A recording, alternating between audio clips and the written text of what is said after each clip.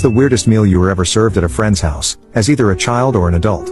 1. I was invited to the home of a distant cousin for dinner. He and his wife were always snobs. No matter what you did, they would try to one-up you. If you painted a room blue, she would walk in and say something like, "Oh, blue," in a condescending tone. Didn't matter what it was, they had to put down. So, I took a new girlfriend over with me for dinner. As we were called to dinner, I said, "Oh, smells good. What are we having?" The wife looks down her nose at me and says, "Poindexter's." We are of course having Poindexter's, as if there was nothing else in world as good. So my girlfriend had gone to the bathroom and hadn't heard this. She returned and sat at the table and said, "Oh, Poindexter's. Yummy. They used to feed us these at summer camp," which was basically saying that Poindexter's were cheap so a camp could feed 500 kids with them. My cousin's wife was appalled and said, "Oh, these are East Coast Poindexter's," as if the ones from the East were better. My girlfriend replied, "Oh, I know. We used to catch them in Newfoundland and sell them to the dog food factory."